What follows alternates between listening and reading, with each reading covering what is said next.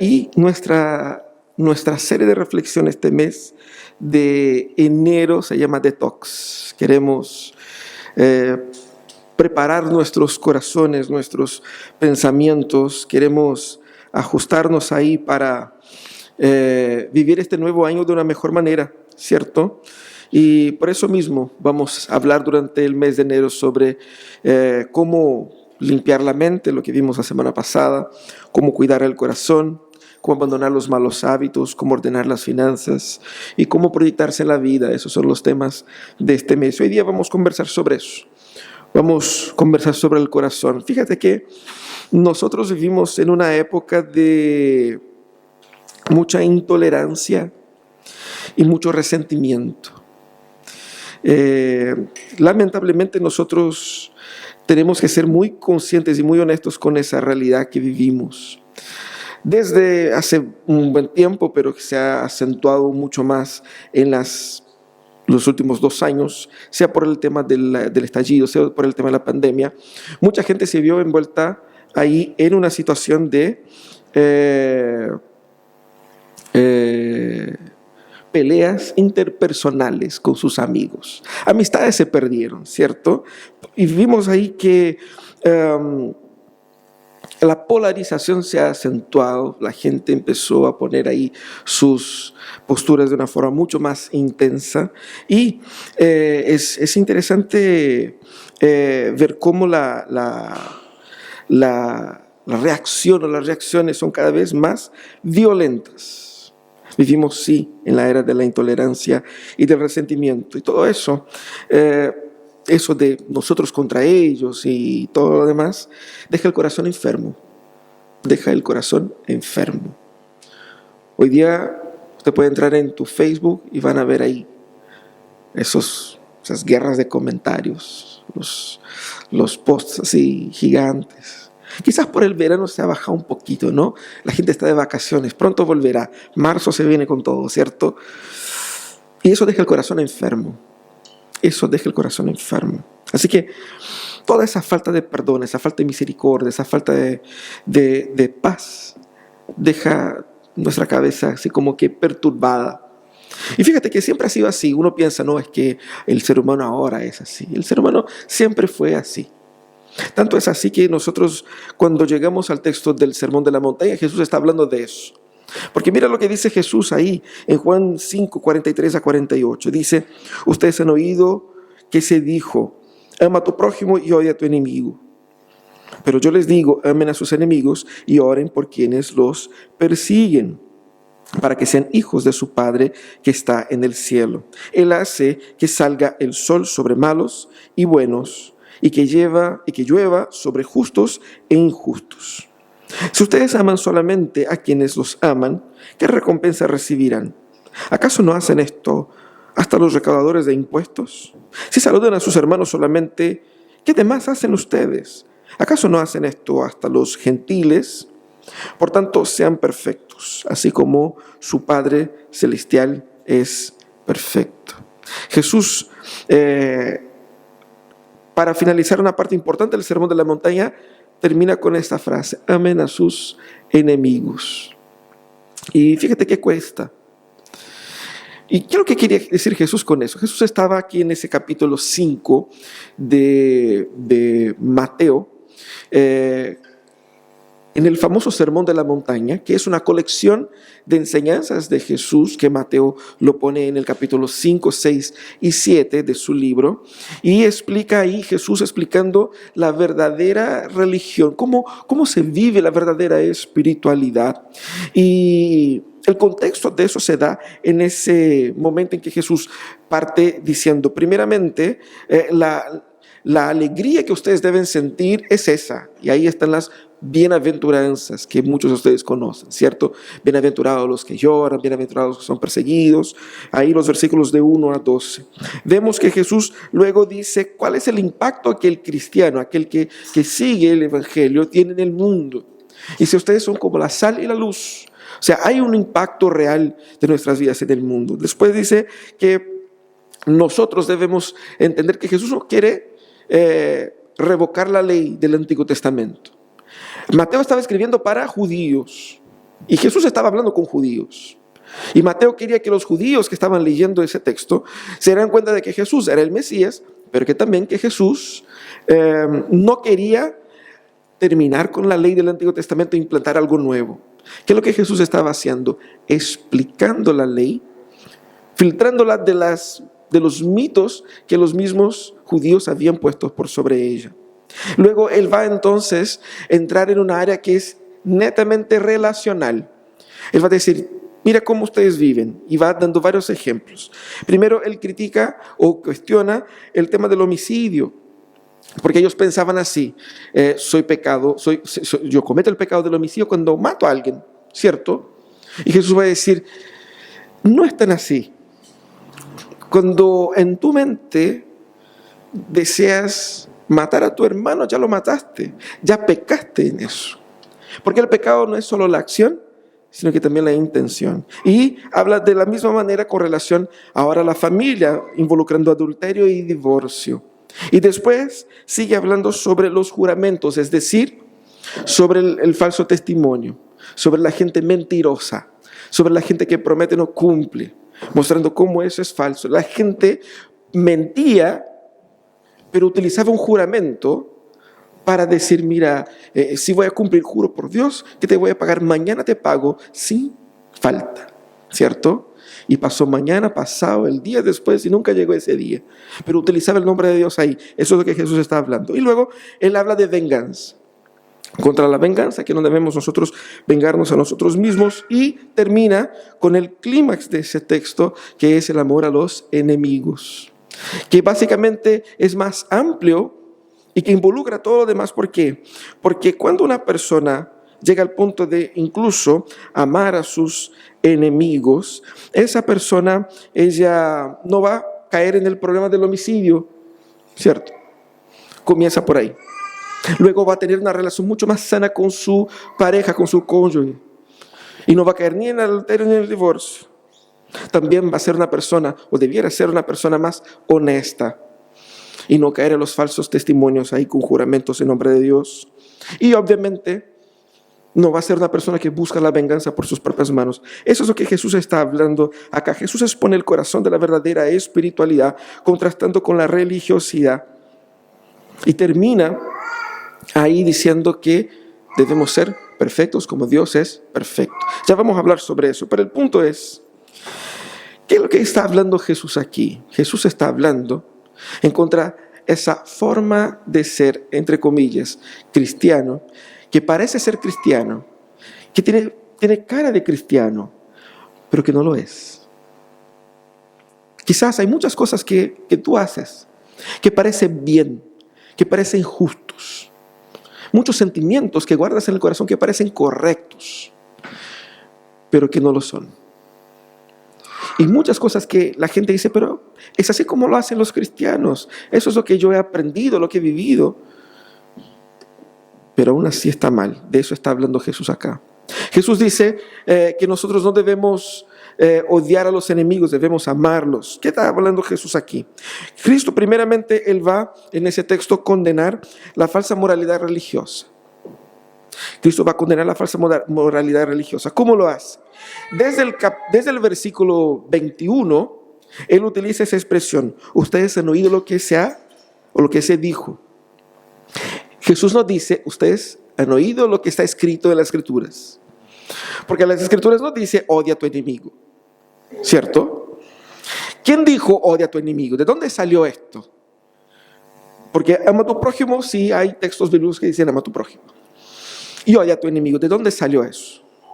Eso salió de una acomodación cultural del Antiguo Testamento. Los judíos en la época de Jesús practicaban eso. Eso era lo que ellos realmente practicaban. Y muchos llegaban a pensar que eso era lo bíblico y lo correcto. Cuando nosotros vemos en las historias de que los judíos odiaban a los gentiles, es decir, a todas las personas que no eran de la nacionalidad judía, eso era un hecho. Y fíjate que tiene sentido. ¿Por qué ellos odiaban a los gentiles? Porque primeramente ellos fueron exiliados y dominados por pueblos paganos, gentiles, tanto en Asiria como en Babilonia. Pero después ellos volvieron a su tierra. Y luego vino el imperio macedónico y los oprimió duramente. Antíoco Epifanio quería destruir a los judíos, prohibiendo la religión judía. Y ellos torturaron, mataron y persiguieron a los judíos duramente. Más, Antíoco Epifanio sacrificó un cerdo dentro del templo para profanarlo. Y los judíos tuvieron que luchar. Fue todo el movimiento de los macabeos. Macabeos tiene otro sentido hoy día, ¿no? Pero fue una familia de los judíos, ¿cierto?, que luchó contra la dominación de los griegos. Bueno, después de los griegos vieron los romanos, que los dominaron y bien que impusieron una paz social a nivel internacional, pero eso a costa de mucha plata y de mucha opresión. Entonces ellos tenían razón por querer odiar a esas personas, porque ellos practicaban todo lo contrario a la ley. Ellos perseguían y reprimían la adoración a Jehová, y obviamente el contacto con esas personas paganas e idólatras, fue lo que llevó el pueblo en el Antiguo Testamento a alejarse de Dios y a caer en la idolatría, y por eso ser destruido como nación. Entonces ellos tenían, entre comillas, mucha razón para odiar a sus enemigos. De entre ellos estaban también aquellos que eran judíos, pero que apoyaban a los romanos, que eran los cobradores de impuestos, que eran personas que tenían una autorización legal para cobrarles lo cuanto ellos quisieran a nombre de impuestos para el Estado. Tenía la protección de los soldados romanos, entonces no podía el pueblo levantarse en contra de esos cobradores de impuestos, porque si hacen eso, Roma se les cae encima y ahí se acabó la historia. Entonces ellos tenían mucho rencor, mucho odio. ¿Por qué? Porque les estaban sacando plata injustamente, les estaban imponiendo leyes paganas e injustas, y estaban siendo gobernados por personas que querían destruir al Dios de Israel. Ellos podían decir, tenemos razón en odiar a esa gente. Y ahí viene Jesús y dice, ustedes han oído lo que se ha dicho: ama a tu prójimo y odia a tu enemigo. En aquel contexto, odiar a su enemigo era casi una forma de adoración a Dios. Ellos se creían incluso más santos. ¿Qué es lo que hacía Pablo persiguiendo a los cristianos? Pensaba que estaba prestando un culto a Dios. Pero lo que Jesús hace aquí es exponer la falsa moralidad religiosa. Nosotros también caemos en eso, pensando que estamos prestando un culto a Dios. Podemos caer en una especie de postura, de rencores, de ideas, que pensamos que es más o menos bíblico, que como que tiene sentido, pero no lo es. Fíjate lo que dice el texto de Levíticos 19, que es de donde Jesús extrae ese tema. Dice, no seas vengativo con tu prójimo, ni le guardes rencor. Ama a tu prójimo como a ti mismo. Yo soy el Señor. De ahí Jesús saca ese concepto de amar al prójimo. Pero ¿de dónde sale el concepto de odiar al enemigo? De nuestro corazón. La falsa moralidad religiosa nace cuando nosotros mezclamos mi sentido común con las Escrituras. ¿Y sabe cómo hacemos eso? Mientras conocemos parcialmente y seguimos conociendo meramente parcialmente, seguramente a las Escrituras, seguramente vamos echando un poco de lo nuestro ahí. Y eso es lo que Jesús está haciendo en todo el Sermón del Monte. Jesús está desintoxicando a la gente de sus propias ideas equivocadas sobre la vida, sobre el Evangelio. Nuestra forma de actuar natural es así: odiar al enemigo. Y seguramente usted va a decir, no, yo no odio a nadie. Mentira. No ha existido una persona en el mundo que pueda decir eso excepto Jesús. Excepto Jesús. Seguramente hay un compañero de trabajo, un jefe, un amigo, un familiar, un pariente, ojalá no sea su señora ni su marido, ¿cierto? Y podemos decir, tengo razón, porque esa persona quiere destruirme. Esa persona está actuando con injusticia conmigo. Me entraron a robar, me pusieron un arma en la cara. Tengo odio a esas personas, las quería matar. Ojalá con mis propias manos. Mira cómo somos vengativos.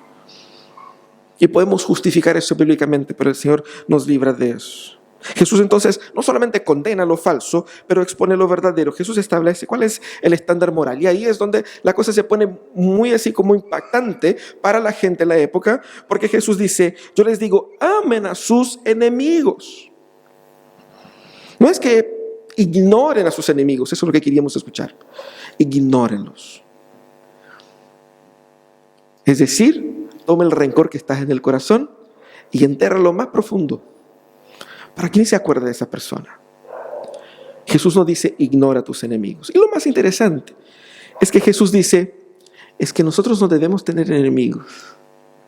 Esa es parte del evangelio que nosotros inventamos, ¿no? No dice eso.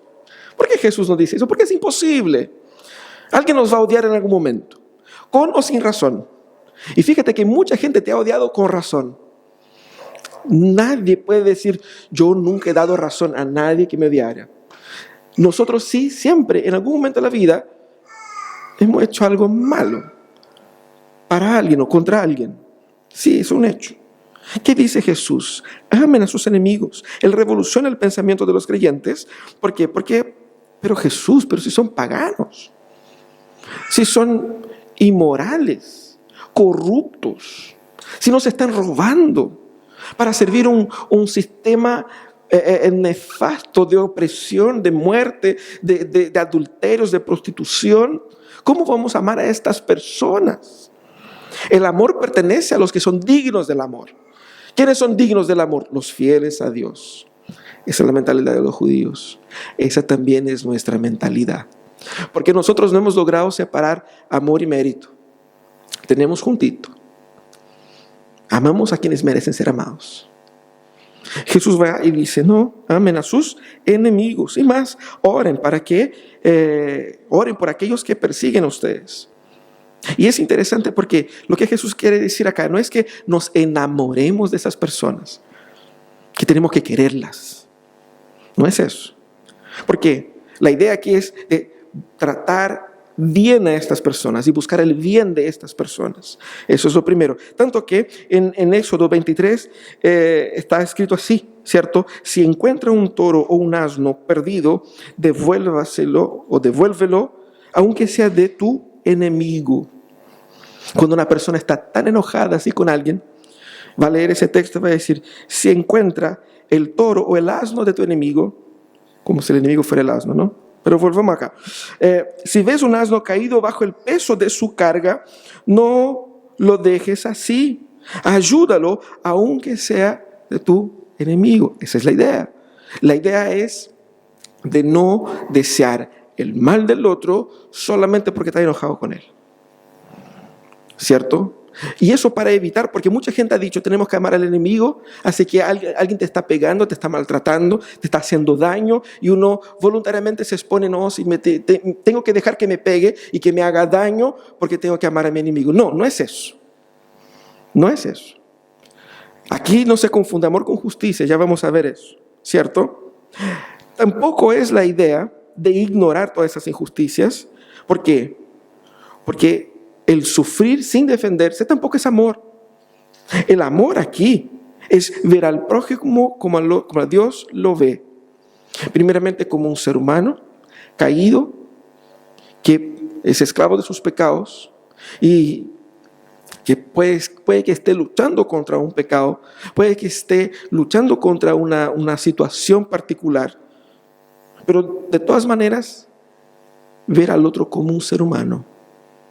Cuando nos enojamos con alguien, nosotros perdemos la claridad en la mente y vemos solamente lo malo en el otro. También amar al prójimo significa que en algún momento en la vida voy a tener enemigos y la gente me va a querer destruir. Yo no puedo evitar que la gente odie a uno, ¿cierto? Porque a veces no tiene motivo. Lo que sí, yo debo entender lo que está pasando. Jesús mismo dijo que nosotros seríamos perseguidos por ser fieles a Él. Seríamos odiados y perseguidos. Pero debemos orar por esas personas. Pero nuestro corazón quiere destruir esas personas. Cuesta. Amar al enemigo significa asumir una postura sanadora frente al mundo. Significa entender que la persona que que te está odiando, puede ser que tenga razón en primer lugar. Porque de repente lo malo que la persona desea contra uno puede ser producto de algo malo que yo hice. Y que eso me ayuda a ver qué es lo que estoy haciendo, cómo estoy actuando. Porque santo inmaculado no somos, ¿cierto? Pero también significa ver que si alguien me odia, es alguien que sufre. Porque eso es también una enfermedad en el corazón. Sea porque esa persona es esclava de sus pecados. Tengo que orar por ella para que Dios la liberte de sus pecados. Y que de repente que el Señor ilumine sus pensamientos, le libre de esa esclavitud, del rencor, del odio, del rechazo. Y que el amor brille en su corazón y que ella encuentre la libertad y deje de odiarme. Ese es el proceso. Fíjate que como amar al prójimo significa claramente querer que el prójimo sea libre de las cosas que lo tienen ahí aprisionados. Pero yo solo puedo ver eso con los ojos de Jesús. Y los ojos de Jesús son ojos de sanidad, de restauración. Él ve a la humanidad y ve una humanidad herida. Y Él actúa y tiene una postura de restauración y no solamente de castigo. Cuando Cristo nos redime, Él también nos habilita para que podamos tomar ese tipo de postura. Lo que hace Jesús aquí es decir, imíteme. Imite a Dios. ¿Por qué? Porque ustedes también, odiando a Dios, lo rechazaron. Pero Él los amó. Y nosotros nos amamos porque Él nos amó primero. Él nos amó cuando nosotros todavía éramos sus enemigos. Y fue ahí cuando Él entregó su vida por nosotros. Cuando Cristo nos redime, Él nos habilita a ser instrumentos de redención. Eso es lo que usted debe ser, instrumento de redención. Y quizás hay en su corazón una pelea, un conflicto, y le cuesta perdonar, le cuesta abandonar el rencor, porque te humillaron, te menospreciaron, te fueron injustos contigo, te trataron mal, y cuesta perdonar. Tenemos que decir como dice Jesús, comienza orando por ellos. Porque cuando nosotros oramos por nuestros enemigos, el Señor nos bendice a nosotros, dando un corazón más blando y libre de resentimiento. Es así como el Señor cuida nuestro corazón. Cuando dejamos de pensar en lo tanto que nosotros hemos sufrido, lo tan pobrecito que somos, lo tan humillado, que nosotros, que yo, y comienzas a pensar en el otro, el Señor sana mi corazón.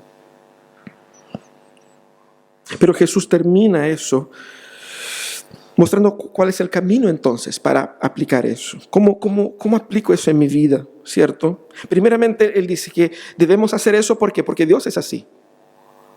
¿Cómo podemos llegar a amar a nuestros enemigos? Imitando a Dios. Porque Él dice, para que sean hijos de su Padre que está en el cielo. Y ese Padre que está en el cielo, Él hace con que el sol venga por justos, injustos, malos y buenos. Y que llueva sobre ambos. Jesús nos muestra que cuando dice para que sean hijos de su Padre, no quiere decir que si yo amo, ahí entonces, porque yo amé a mi prójimo, Dios me aceptó como hijo. No. Lo que Él quiere decir es que si ustedes son hijos de Dios, ustedes debieran tener en el corazón la misma predisposición que tiene su Padre. Porque la filiación aquí, el vínculo que tienen con Dios es un vínculo que transforma.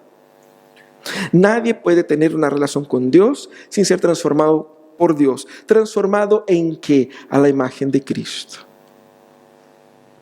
De eso está hablando Jesús acá. Así que, ¿cómo puedo yo amar a mi prójimo? Bueno, tengo que tomar a Dios como ejemplo. ¿Cómo toma a Dios como ejemplo? Primeramente, yo tengo que nacer de nuevo. La conversión es el primer paso para tener un corazón transformado, para pacificar el corazón.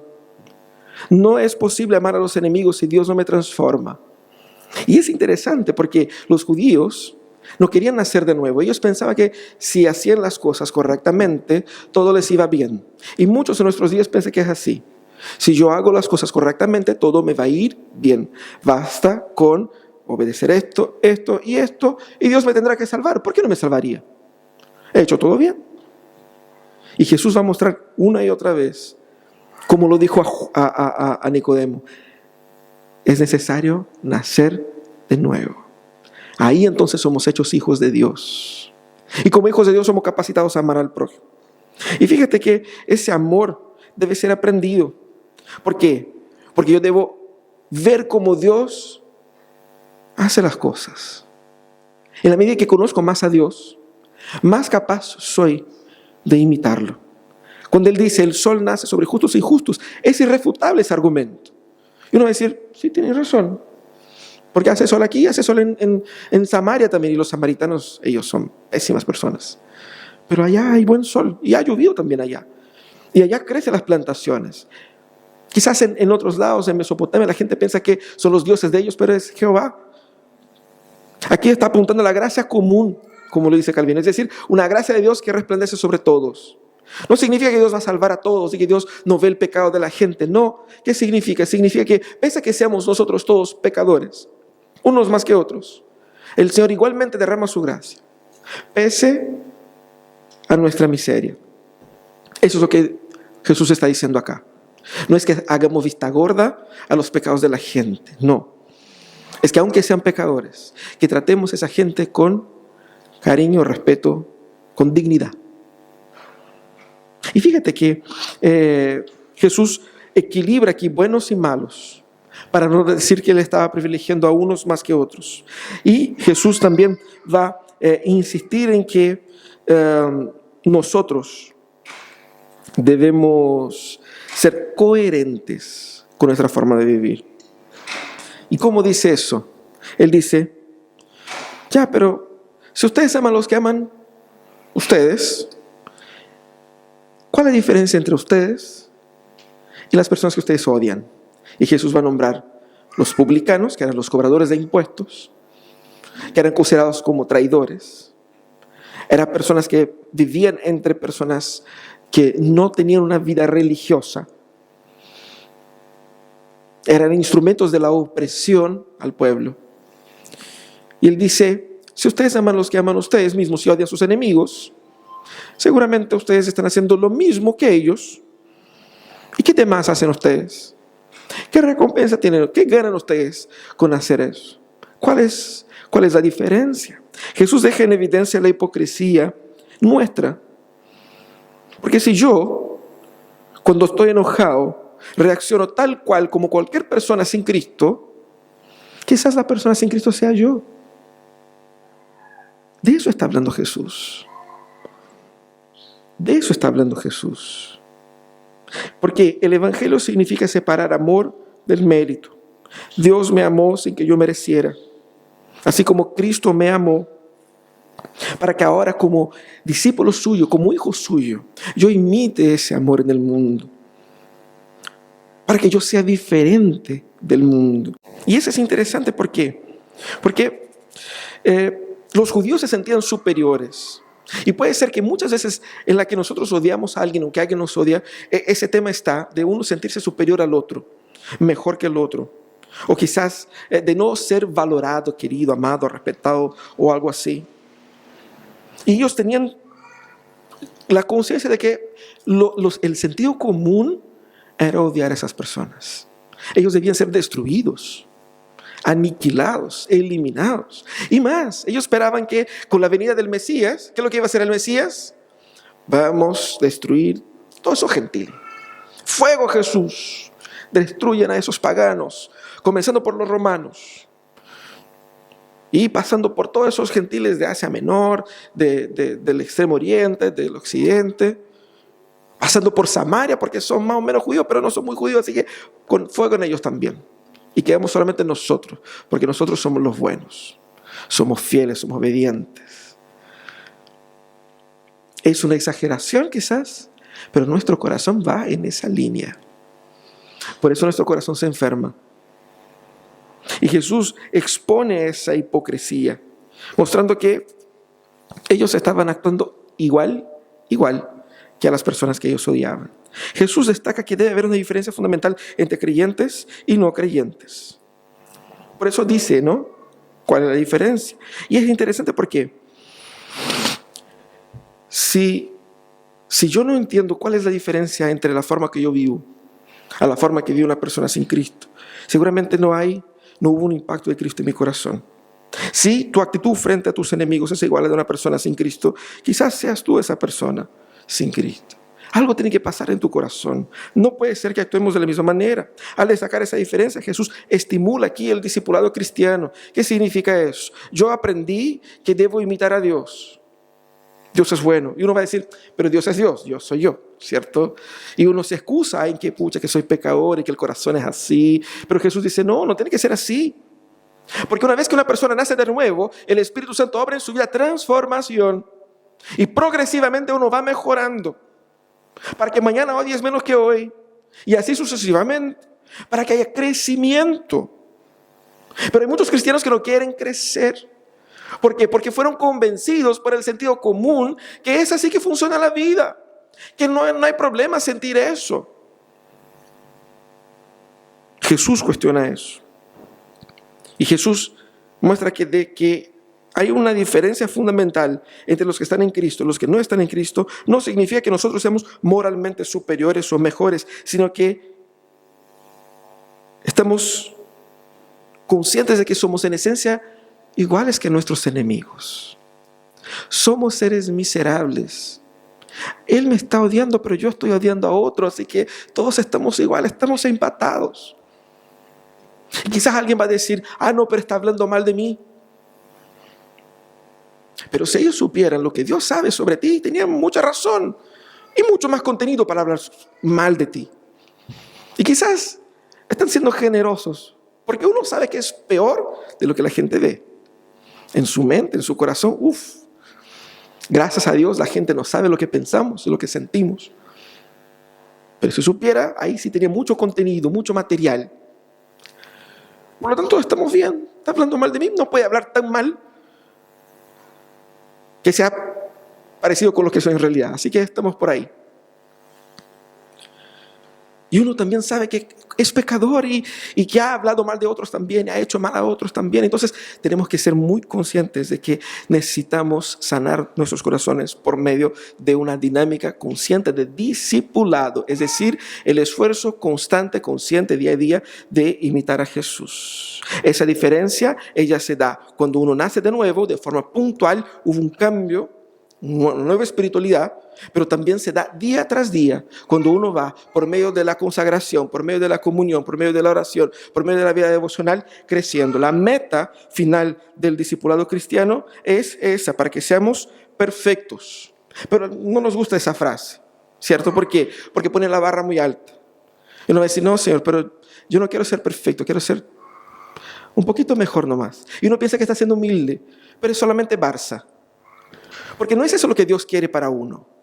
Es el estándar de Dios. Y uno va a decir, pero ¿cómo voy a ser perfecto? Es imposible en esa vida.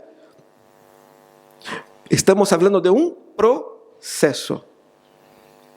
El proceso implica en que hay una meta. Y yo voy progresivamente caminando hacia esa meta. La meta es ser perfecto. Nuestro problema es que nuestra meta no es ser perfecto. Nuestra meta es pasarla bien. Si nuestra meta es sentirnos bien con nosotros mismos, nunca lograremos y nunca entraremos adecuadamente en el proceso. Ese es el punto. Debemos entender lo que dice Jesús aquí como el fin de nuestra vida. Vamos progresivamente mejorando porque estamos siendo obrados por el Espíritu Santo para que lleguemos a ser perfectos. Y finalmente Dios completará su obra en nosotros cuando Él regrese y seremos perfectos. Pero ¿cuál es la meta tuya hoy? Es esa. No es que va a ser perfecto mañana. Pero en la medida en que creces en santificación, caminas hacia ese objetivo. El Espíritu Santo obra en ti, tú te esfuerzas también luchando contra sus pecados y poco a poco vas avanzando. Esa es la meta. Muchas veces nosotros somos Barça y decimos, no, es que es muy difícil, mejor me dedico a control de problemas acá y voy administrando las cosas y lo importante es pasarla bien. Yo siento que es así o me siento mejor así. No es eso lo que Jesús está enseñando. ¿Cómo entonces aplicamos a nuestras vidas esas cosas? Primeramente, hermanos, debemos ser honestos con nuestro propio corazón. ¿A quiénes ustedes están odiando? ¿Y quiénes odian a ustedes? Siendo honesto significa decir que he dado material para que, aunque sea parcialmente, ¿cierto? A menos que te odien por ser cristiano, por seguir a Jesús. Uno piensa de repente que a mí en el trabajo me odian por ser cristiano. Uno piensa que es por eso, pero uno es tan pesado, tan pesado, tan pesado. Es un mal funcionario. Trata mal a la gente. Y a la gente le cae mal a uno. Pero dice, es porque yo soy cristiano. No, eres mala persona. En ese sentido tenemos que ser conscientes con nuestro propio corazón y reconocer nuestro estado. ¿A quién debo perdonar? Honestamente. Quizás no sea una persona conocida. Quizás sea una persona súper conocida que no te conoce a ti, pero que tú la odias igual. ¿A quién odias? Para que Dios trabaje en tu corazón y te libre de esa prisión, que es el rencor, el resentimiento, el enojo. Quizás sea el momento de salir de las redes sociales y dejar de andar peleando con la gente. También debemos repensar nuestra relación con Dios. ¿Es una relación real o simbólica? La relación real es la que Jesús enseñó. La relación simbólica es la que toma parte de lo que Dios dice y adapta con un poquito de lo que yo pienso que debe ser para que yo me sienta bien con esto. Porque la relación real genera transformación. La simbólica no. La simbólica es simplemente un hombre o una mujer carnal que pone algo de cristiano en su vida y piensa que es cristiano. Y piensa que está bien. Y ese es el peor tipo de gente. No solamente porque da un mal testimonio del cristianismo, sino que porque pasa su vida engañándose a sí mismo. Y no se da cuenta de que al fin de la vida encontrará la condenación eterna y no la salvación. Porque disfrazarse de cristiano no te salva.